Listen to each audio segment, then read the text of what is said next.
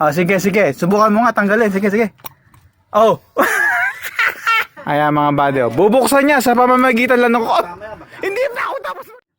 Ayun mga buddy, isang magandang araw po. Meron po ako sa inyong gustong ibida ngayon eh.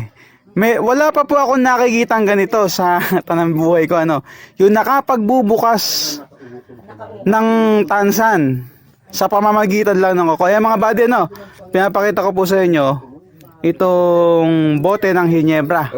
Ayan po mga buddy, nakikita nyo buong buo po yung selyo Ayan. Bubuksan nyo po yan sa pamamagitan ng kuko.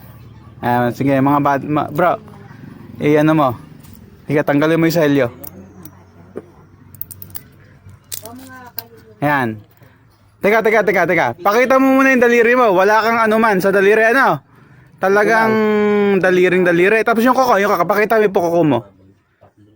Ayan mga buddy. Ayan mga buddy, teka. Ayan. Oh, sige. Subukan mo nga tanggalin. Sige. Oh. Grabe naman yan. Teka. Dito ka. Ayan mga buddy, nakita nyo, yung tansan, yung takip. Ano nangyari sa kuko? Medyo nagkaroon ng konting gas-gas, pero tanggal yung tansan mga buddy, yung takip. Ayan mga buddy, yung pangalawa pong bote na bubuksan ni Junior.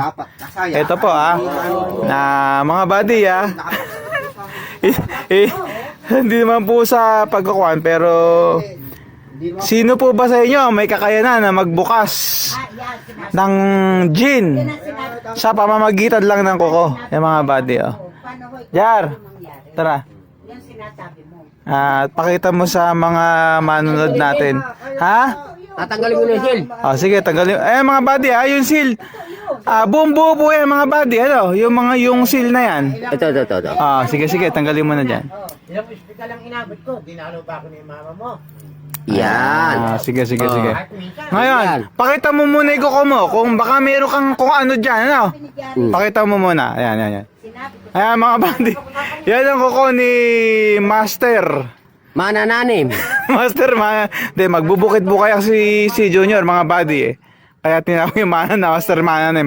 Teka. Walang anuman sa kuko, mga buddy. Talikod mo yung kuko mo. Pakita mo yung buong kuko. Ayan. Ayan mga buddy. Bubuksan niya sa pamamagitan lang ng kuko. Hindi pa ako tapos magsalita. Nabuksan na. Ano ba naman? Mga buddy. Ayun, tara. At hinihintay ka na dun sa shot. Okay. Ayos. Ayun mga buddy. Maraming salamat po.